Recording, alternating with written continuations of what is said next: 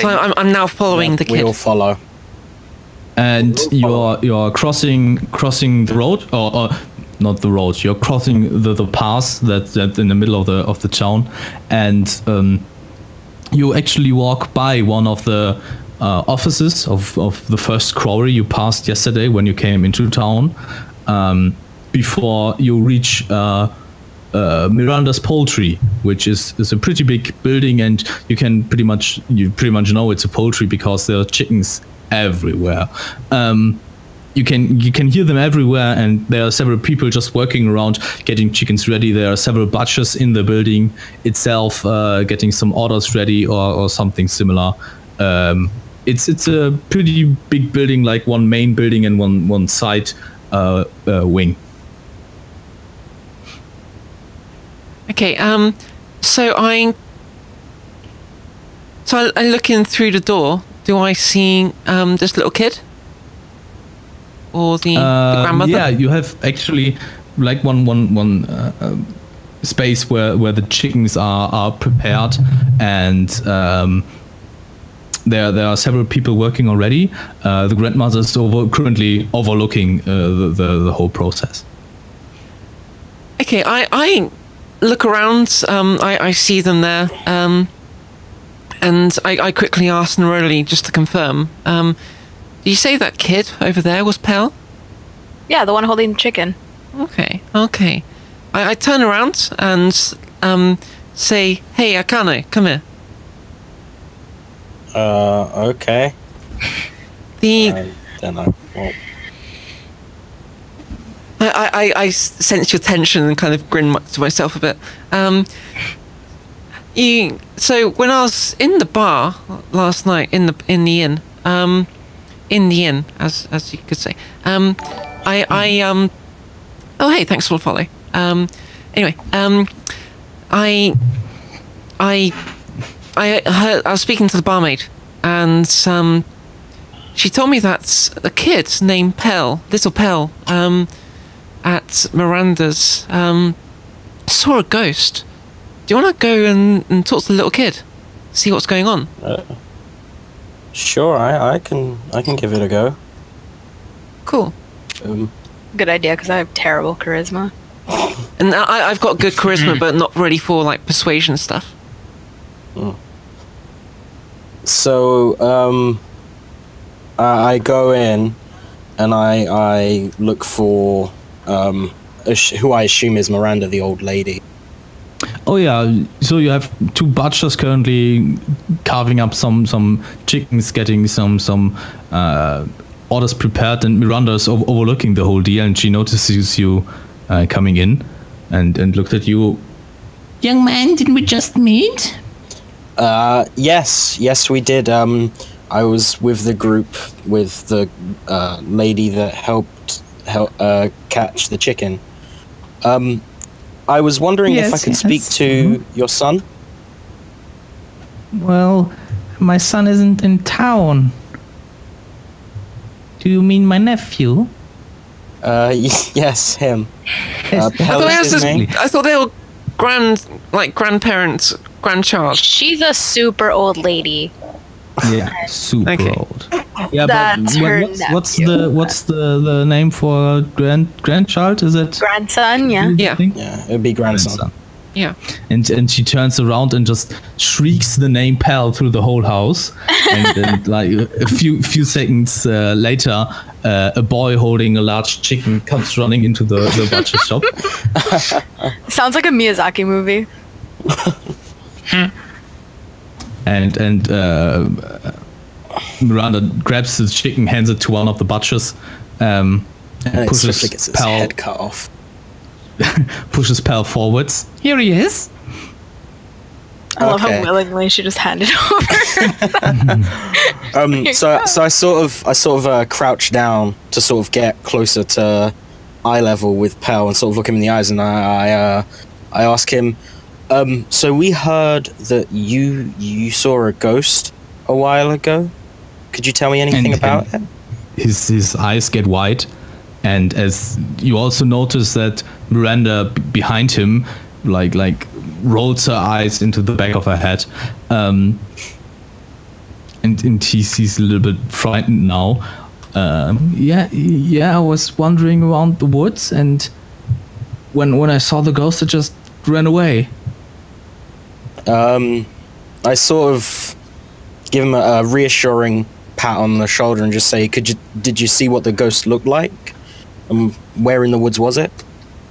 Well, it was just like a piece of fog that came drifting at me, and he points out the window towards one of the first hills you can really see in the distance. Mm-hmm.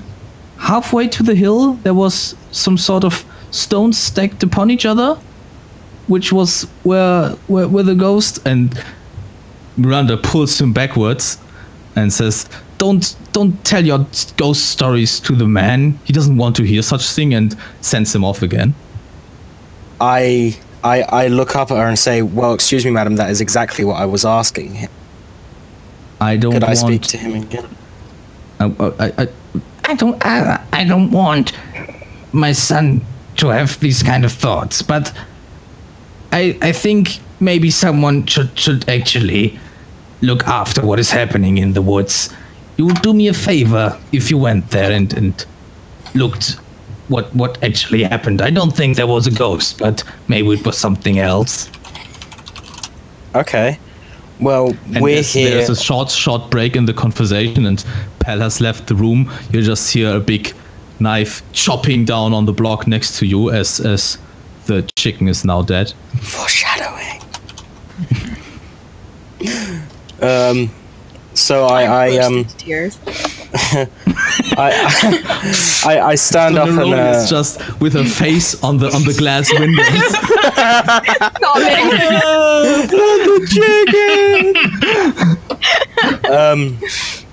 So I stand Also, up. there's a frog. So I get up, thank Miranda, and then turn to leave and tell everyone else what I heard. Okay, all right. Well then, we should probably check it out.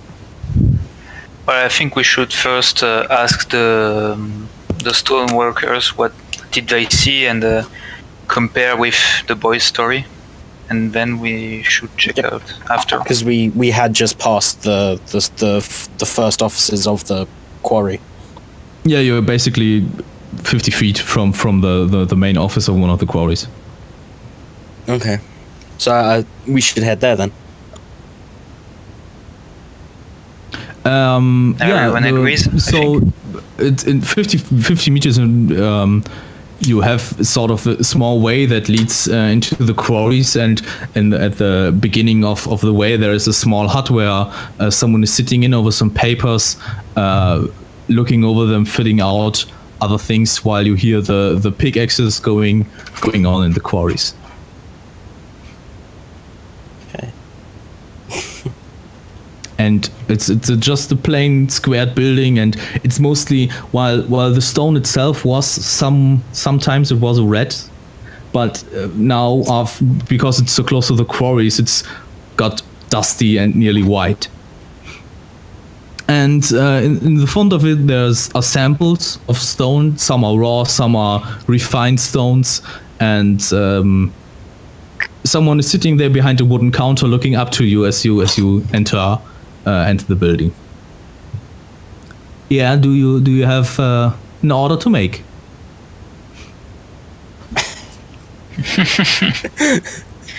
A frog statue.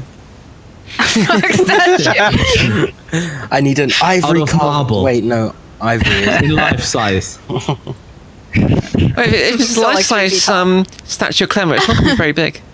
So, you know, All right. Yeah, right. take like an hour or Thanks, two, I get it. carry it in my I'm pocket. small. So I head over to the person and just sort of put one hand on the desk and just say to them, yes, we're investigating rumors of cults and ghosts in the area, and we were wondering if there was anybody we could speak to about that. And first he leans back in his chair, looking you top to bottom, sort of glancing what kind of person you are, and then he slams a fist on the Dirty table in wood front of elf. him and says, "These goddamn cults are ruining my work."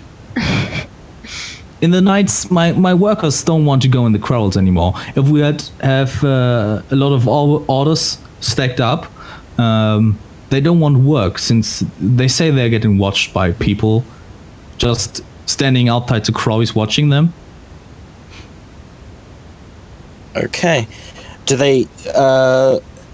Who? Is there anybody specifically who's had any more information about any of the people watching them? Not really. I once heard that there was some lost treasure in the woods, and that there were some goblins, but nothing about all the people here at night. And I have no idea who these people might be. Which direction were they seen in? The goblins, you mean? And let me get the other map. Are you gonna update the Roll20 map at any point? Of course not. Looks fine It's to good me. for fighting. You don't need it for everything. Fair enough.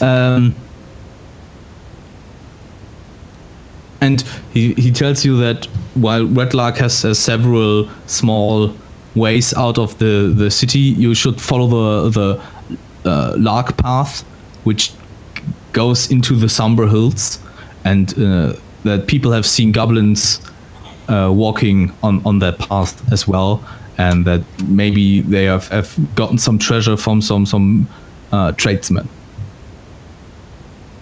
Around what time do people see the goblins? It's just rumors floating around. I can't tell you any specifics, but they're goblins. They're around at night usually. Okay. I asked him if he has heard of a stone mask. Or... A stone mask? Well, it's said that the people watching the quarrymen are wearing stone masks or masks at all. I have never seen one myself, but I believe my workers. They're good men.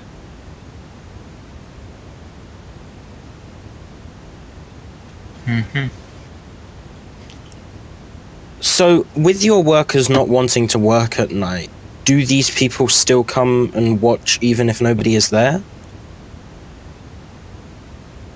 How would I know if anyone is watching my men if none of my men are there to be watched? Don't have guards? I don't have any guards if none of my men are there. I need to do some calculations, and he gets back to his papers. Okay, so that's the end of that. Thanks, Dustin. I suppose. I kind of look at Akano and just kind of roll my eyes. Like, damn it, you pissed him off. Shame. Yeah. Shame. Shame. Don't judge me. Really, we need a proper bell in here. Ding ding. There's a web application with the bell and the shame sound. Great. Anyway, working on that. should we come check the quarry by night and see if there's something strange, or? I reckon what we should do is, if we make, like, kind of sit around one side of the quarry, now, and then kind of wait there until it starts to hit dusk. And then we can kind of prepare ourselves for combat then.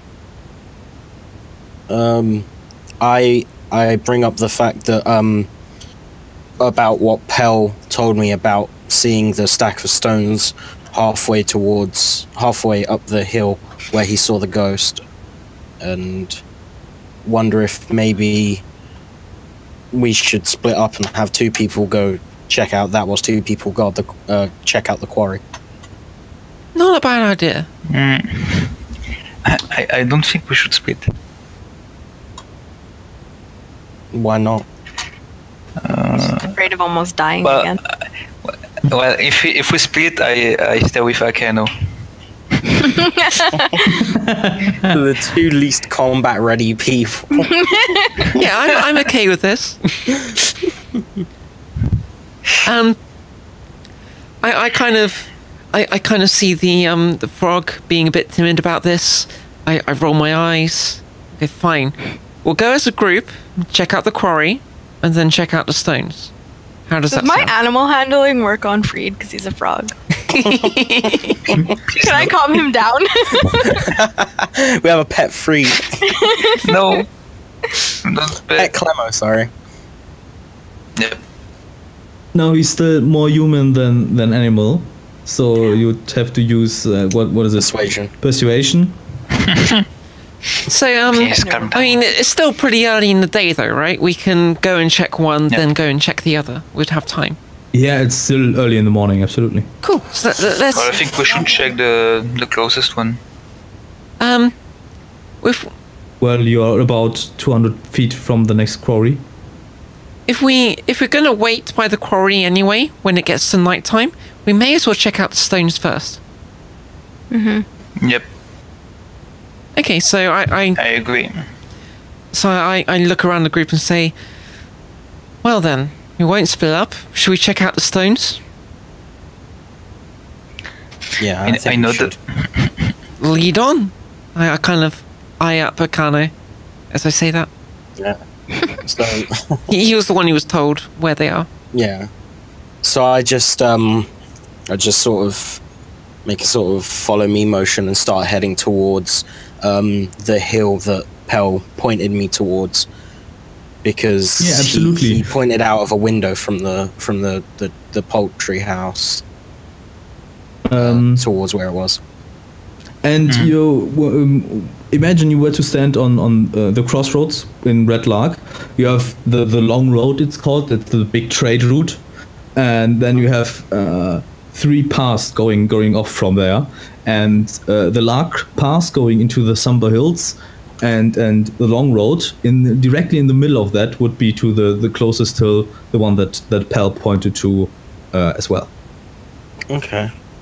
And after about half an hour of walking, you get out of the closest vicinity to Red Lark, and it's mostly mild hills going up to the hill itself. Well, it's just a little bit of rolling and greenery, and you could all just make what would be best, a survival check, I think, to find your way and maybe look out for clues in the wilderness.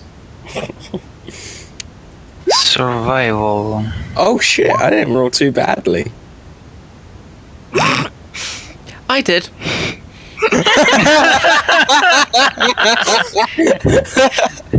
Yeah, that's amazing. I walk out into the wilderness and I'm immediately like, oh my god, I'm gonna starve. I'm just like losing my shit. Like completely out of character for me. Like I don't know how to survive out in the wilderness compared to the city.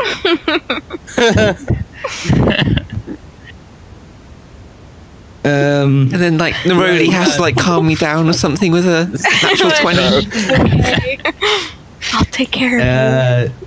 Neroli as well as Akano can find every now and then like a refined stone that was maybe used in a pathway of sorts, which is now grown over and pretty old and used. But you manage to follow this very old pathway for a few miles, and then you notice like an old and rusty fence in the middle of nowhere, really, which is torn down in places and just a few pieces of fence sticking up every now and then. With as you inspect a little closer, after the fence, you can see a few tombstones in the wilderness. Ooh, spooky. I cast detect magic.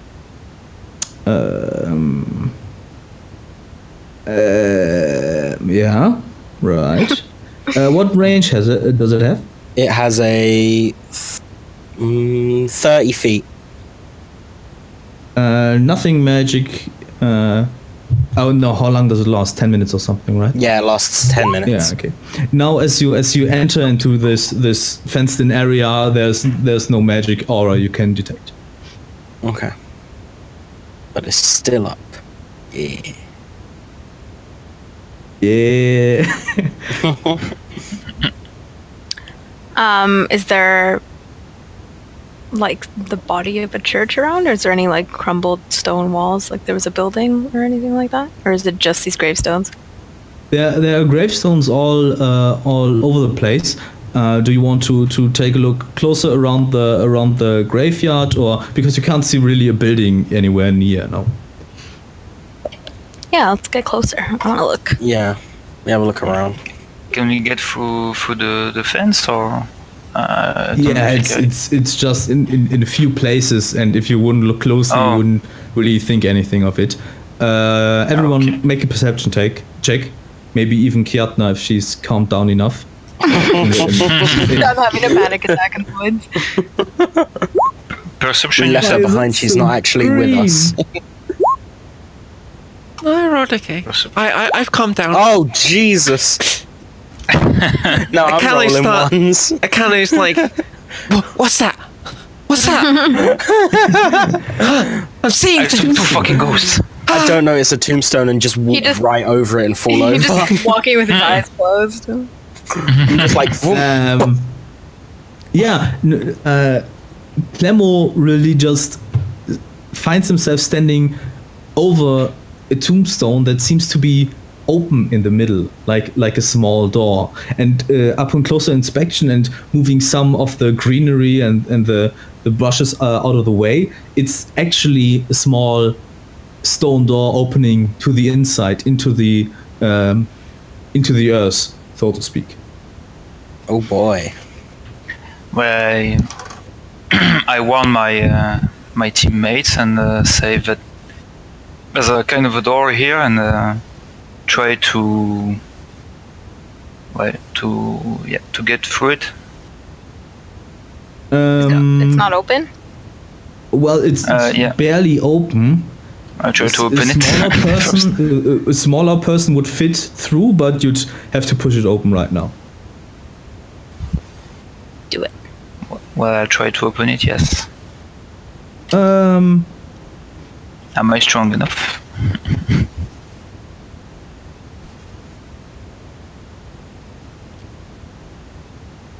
Yeah, you kind of push with one of your feet and put your weight on it, and suddenly something gives way, and you hear a loud crash as something metallic falls down into the grave behind this tombstone, and the heavy stone slabs swing open, revealing a passage which goes down a few feet and then into the small hill behind it. I want to go in. Yeah, same. I go first. Can I? I can't. I have low light vision. I don't know if I can see in the dark. Then but I also. I do have dark vision 60 foot, so. Oops. Yeah, dark vision. That's what I have. Yeah. I also have a thing where I can have a little fireball in my hand if we need to light the way. Yeah, since I don't have dark vision. I see, contemplating, building up some magic and stuff, and I just pull out a torch from my backpack and hand it to you. Well, aren't you fancy? Aren't you just prepared for someone who's terrible at survival? Yeah. Do you have something to light the torch, or do you still have to cast? I have a tinderbox. All right. I was paying attention when I created my character. Ah, look at that. Okay, all right. One of us had to. So, after the loud crash subsides and you walk into the small passage, it starts opening up into a square room with a big altar in the middle of it, and it's roughly 30 by 30 feet and around 10 feet high. And I'm gonna pull you onto a thing now, maybe.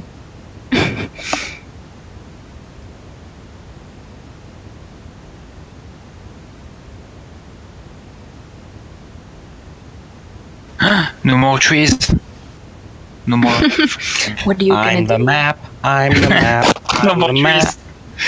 I'm the I'm map. gonna die. Oh, it's a square. Basically. A square? Oh my god. We're all squares. We're all squared up. 'Cause it's spooky. Oh, so spooky. All these squares are making a circle. All these squares are making an oblong. So, who was walking in the front? Neroli, right? I guess, yeah, with the torch. All right, cool. And I follow her.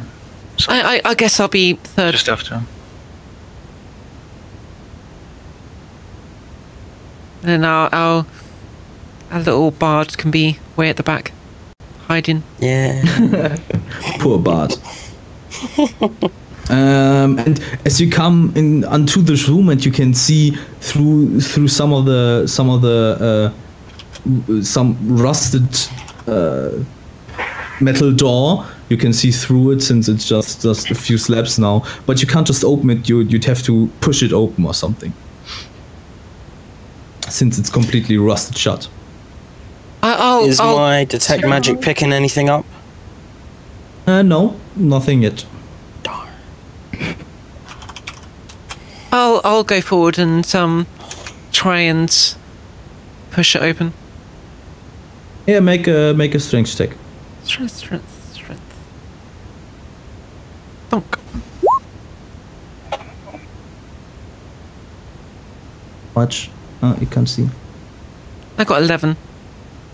Yeah, and you, with the shoulders stamped against the rusted door, it swings open, and it swings open with a bit of a crash as it bursts into the stone walls to the side, and you tumble a bit forward, and out of the altar in the middle, a fog-like creature with a long sword in your direction emerges. A what like a creature? grating voice. It tells you, "Leave my master's tomb." We were not at all subtle about our entrance, guys. Yeah, and we'll head into a short break. I think maybe 10 minutes. Cool. Yes. Sounds So good to me. Yep, so it's currently 25 past the hour, so we will be back at 35 past the hour. See you in a little bit. All right. Don't go anywhere. Yep.